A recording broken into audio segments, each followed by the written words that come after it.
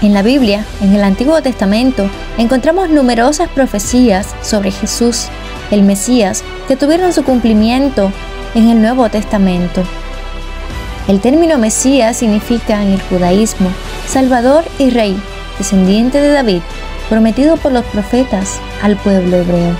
La primera profecía que tenemos lo encontramos en el libro de Miqueas 5:2, que nos dice: el Mesías nacería en Belén. Pero tú, Belén Efrata, pequeña para estar entre las familias de Judá, de ti me saldrá el que será Señor en Israel, y sus salidas son desde el principio, desde los días de la eternidad. Vemos el cumplimiento de esa profecía en el Nuevo Testamento, en los libros de Mateo, de Lucas, en los evangelios sinópticos y en el libro de Juan. Porque todos sabemos que nuestro Señor Jesús nació en Belén de Judá, en los días del rey Herodes, cuando los reyes del oriente vinieron a adorarle. La segunda profecía que tenemos es que el Mesías nacería de una virgen. Fue profetizado por Isaías en el capítulo 7, versículo 14, que nos dice: por tanto, el Señor mismo os dará señal. He aquí que la virgen concebirá y dará a luz un hijo, y llamará su nombre Emmanuel. Esta profecía tiene su cumplimiento en Mateo 1, versículos del 18 al 25, en Lucas 1, del 26 al 38. La tercera profecía que tenemos es que el Mesías sería un profeta como Moisés. Lo tenemos en Deuteronomio 18, 18. Profeta les levantaré de en medio de sus hermanos como tú, y pondré mis palabras en su boca, y él les hablará todo lo que yo le mandare. Vemos su cumplimiento en el Nuevo Testamento, en Juan 7:40, que nos dice: entonces algunos de la multitud, oyendo estas palabras, decían: verdaderamente, este es el profeta. Entre nuestro Señor Jesús y Moisés encontramos muchas similitudes. Una de ellas es que de bebé ambos fueron perseguidos, ambos trataron de matarlos. También ambos estuvieron en Egipto, ambos hicieron milagros con las aguas. Jesús caminó sobre las aguas mientras que Moisés dividió las aguas del Mar Rojo. Moisés golpeó la piedra para que brotara agua, y nuestro Señor Jesús es el agua viva. El que beba de esta agua nunca jamás tendrá sed, como él mismo expresara. La cuarta profecía que tenemos es que el Mesías entraría triunfante en Jerusalén. Esta profecía la encontramos en Zacarías 9:9. Alégrate mucho, hija de Sión, da voces de júbilo, hija de Jerusalén. He aquí, tu rey vendrá a ti, justo y salvador, humilde, cabalgando sobre un asno, sobre un hijo de asna, un pollino.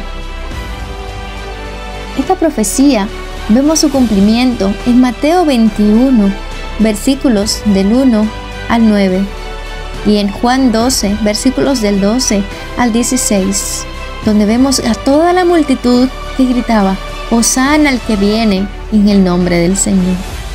La quinta profecía que tenemos es que el Mesías sería traicionado por uno de sus seguidores.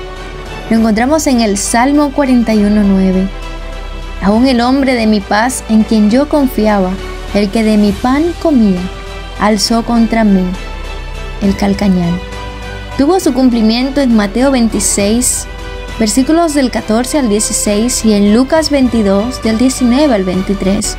La séptima profecía que tenemos es que el Mesías sería rechazado por su propio pueblo.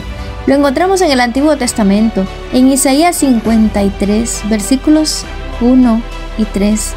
Desechado y despreciado entre los hombres. Y en el Salmo 118, 22, como la piedra rechazada que se convirtió en la piedra angular. El Mesías sería juzgado y condenado. Lo encontramos en Isaías 53:8. Por cárcel y por juicio fue quitado, y su generación, ¿quién la contará? Porque fue cortado de la tierra de los vivientes. Vemos esta profecía cumplida con el arresto y el juicio injusto que sufrió nuestro Señor. Encontramos las referencias bíblicas en los evangelios sinópticos y en el libro de Juan.